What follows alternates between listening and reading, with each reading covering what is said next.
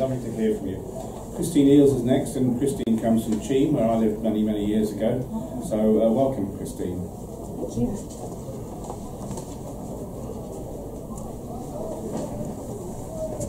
So it's lovely to be here tonight to support Patrick, because I loved his previous book. And here are a couple of haiku, or 3 maybe. I'm very excited to read this first one, because it's been like receiving a gift from the Tooth Fairy, because this is one I've just had published. And like Linda, I'll read it twice, the tradition, of course, as you know, and also ringing the bell, but we decided not to ring the bell this time. Afternoon. A rainbow of children's voices. Afternoon, a rainbow of children's voices.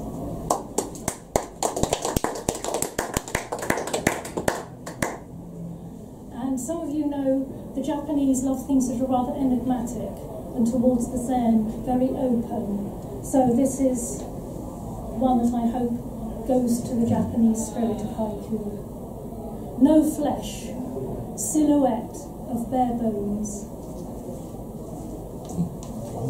And then the last one.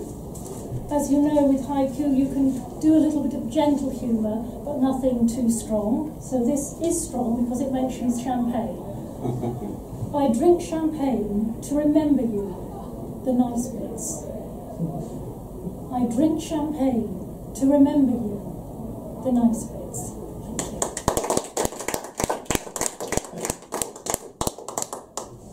In the little screen. Yes. Do I look charismatic? Yes, you do. How do I put it on? There's a little button on the top. You look very charismatic. Of course, I'm always, but you know, I just want to check. Yes. No, The front one or the back one? The one furthest from you, it slides from left to right. Oh, okay. You see? Yeah. Good. And try not to get a close-up shot of my nostrils. You say I pull it to the right. Yeah, it goes left to right, the focus button. Can you see me in the screen? I can see you. Do I look sort of like... You look like a poet. That's what I want to look like, yeah. Okay. Do I... I'm going to get an introduction. You know, this is my time to film you. Oh, please let me film you. No, that's all right. Yeah, you go ahead, hurry up. Okay. Can I go? Can I start? I'll introduce you, Pete. Yeah, Okay, welcome back to the second half of the open mic bonanza tonight. Not quite so many poets as we would normally have, possibly, so everybody's going to anyway read a couple of poems. So first of all, I'd like you to welcome P.R.Murry. Yeah. Hello, I'm a slug, and I'm calling out tonight, leaving a trail of slime, because I'm going to unite with the headlouse, the woodlouse, the weevil, and the rat, and also join up with several other species that are anti-charismatic in the public eye, but this is an injustice which we seek to rectify. None of us look striking, posing on mountain sides, migrating across savannas, or singing in the sky. We don't dive or leap majestically out of the ocean. Fine artists don't paint us to symbolise emotions, or patriotism, freedom, and other noble notions. We don't roam in rainforests or on tundras. We were stowaways on the ark, and where we live is called infested, never made a national park. No one will cross the world to see us, but to hear a gorilla fart. They'll fly all the way to Africa in a polluting jet plane. The gorilla farts, they gasp in glee, and then fly back again. We won't sell you anything with cute faces or appealing eyes. The means of our own death are what we advertise, since a picture of one cockroach sells tons of insecticide. We are vermins, pests, pariahs, carrion-eating parasites, but when it all ends, we'll cut you down to size, because the corpse of one lion will feed 10,000 flies. Another poem about a crawling beast. Well, in two senses, yes. I am an aged and disabled pillock, and I was dragging a loaded shopping trolley up an urban hillock when a bright green caterpillar appeared before me. It was just there, level with my eyes in midair. I stopped, glad for a chance to catch my breath, as my puzzled brain computed. How could the caterpillar just be there, defying gravity as far as I could see? But the laws of physics were not dead. It was hanging by a thread, writhing and wriggling, struggling and striving to climb up its thin, thin lifeline, to regain its footing and food from the laburnum bush above, a green heaven that it loved so much that it never gave up. Its aim to return from airborne exile, I watched it win, then dragged my shopping home with renewed determination, and wondered if the caterpillar would now stay in the bush and save the silk that it used to make its own rescue rope, to later encase itself in a chrysalis. Soon I too may enter a rigid container, but sadly I won't burst from my coffin to fly away on brilliant wings.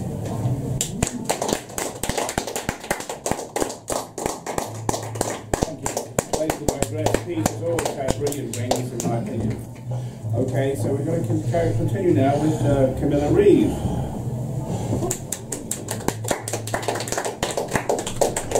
I was in such a state getting ready for Patric's launch that I didn't bring the right poem, so I'm going to have to do one from memory and then a very short one after that. And they're both about rivers in a funny way.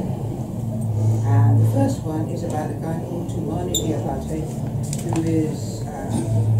composes for an instrument called kora, and he comes from Mali, and he's the 14th descendant of their wandering minstrels called griots. P.R.Murry playing. This man has listened. He has heard rivers running over mud and sand and stone, has known of the rains coming before they came, and felt the streets steaming music in both his ears with his eyes closed and a smile of listening upon his lips. He can stand still, fingers stilling the chorus strings, ringed hands motionless as a butterfly's wings in a moment of rebirth, and hear the rhythms hidden in a single raindrop before the earth has time to drink it up. He truly hears the river, experiences its run from source to delta. Every pebble, grain of sand, sliver of wood and pebble made hollow by summer reach out to him as sounds. Chords are his measure of time, as water erodes a pebble into sand. With every stroke it makes the pebble hum a higher note, yet the bed of sand that mutes the sound grows greater too. So he never listens to one river twice, and hears it sing the same. Nor can I listen, as his kora tugs the heartstrings in my chest, teaching my mind and ears the path to hearing, and not think back to the rivers in my past, wishing P.R.Murry could capture their music for me.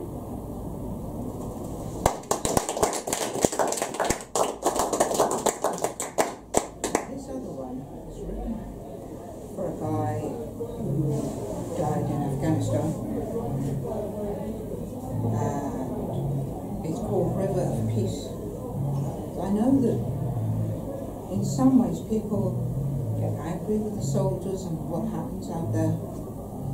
On the other hand, they are people who have promised to do what they can to help their country. And they get sent to wherever they get sent by the politicians, and then in some ways they can also suffer as a result. And this is about one of them. The latest soldier killed in Helmand province. On News at 10, a photo of him smiling next to the river he fished, his relaxation. Where are you now, my bonny fishing man? What rivers do you swim or stand beside, toying with pebbles, tossing them lightly in, watching wild ripples glide across the flood, at peace at last with each and everyone?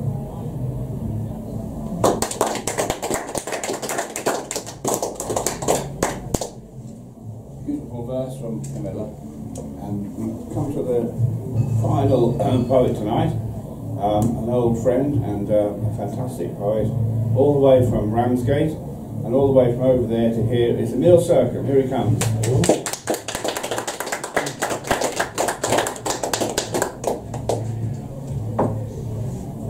Thank you, Patrick.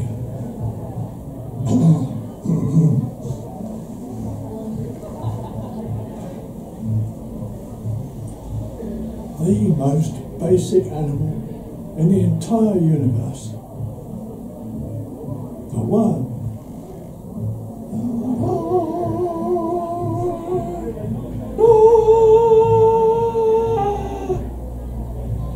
Basic form, just a core.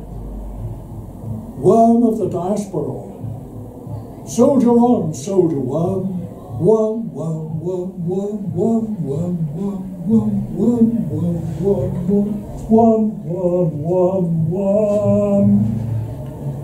Worm breaks open the crust of Mother Earth, comes up for air, breathes, and sees a beautiful cloud. In the cloud, a vision of God. A passing thrush, probably atheist, eats him. This vision-seeing martyr worm, saintly W, now lives in heaven. The thrush was merely a tool in the worm's radiant flight. When the thrush eventually fell out of its tree, no heavenly chorus, no crown of gold, only a brown table and 15 hungry worms. Worm, worm, worm, worm. Worm, worm, worm, worm. Worm, worm, worm, worm, worm, worm, worm. And Verdun of Galtzava took tea with the Emperor Quars, and together they discussed how best to persecute the Celts. Verdun, later riding home, was assailed by abdominal pains. Squatting alone in the woods, he fell dead. Pathology revealed his insides were full of worms. All of these were buried alive, save one, who claimed to have been the Emperor Justinian in a previous life. It was purple, crowned at each end with bands of gold, delighted in baths alternating hot and cold, knew the composition of roads, and spoke exceptional Latin. But an envious vizier fed it to the royal eagle Rock, who in a previous existence had been a mere pyramid builder in the dynasty of Cheops, thus fulfilling an ancient prophecy of Pythagoras. Thy highest creatures shall be as elevenses in the next life.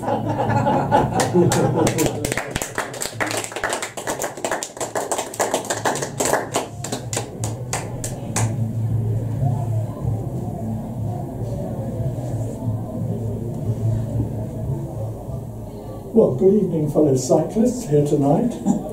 We British have had a lean slice of the market recently, so Bradley Boffins put their heads together and came up with this elegant machine, which incorporates the feather lightness of the Claude Butler, the rude strength of the muddy fox. Aerodynamic, it's 38 gears, alloy everywhere, and totally indestructible. It's the ultimate folding bicycle.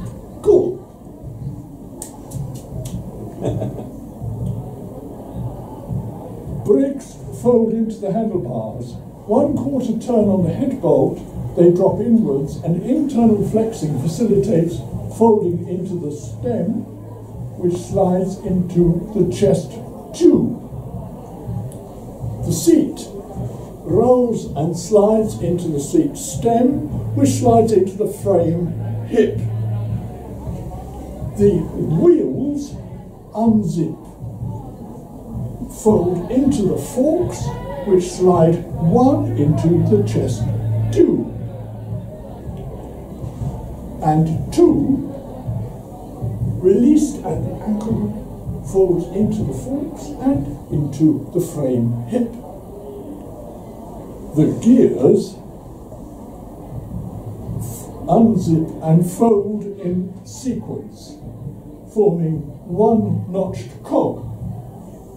The chain winds around the cog and slides into the trapezoidal section conical cavity formed when the pedals, cranks, drive wheel and cotters are released by this grommet, enabling springs to draw them all into the axle box.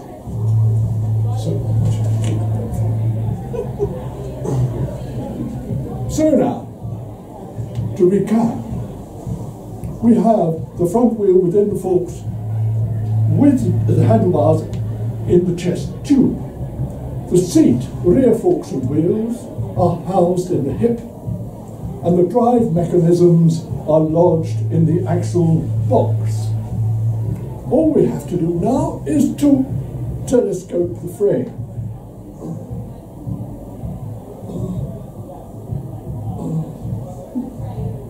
Well, you can see it is a small but untidy package until we fold it. And it... Oh no. There. It slides into the crank grommet we removed earlier, which goes quite innocently into my nostril. Thank you.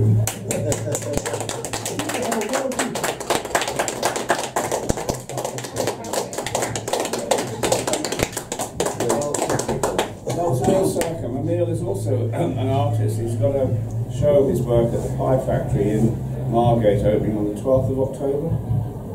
Yes. 12th of October.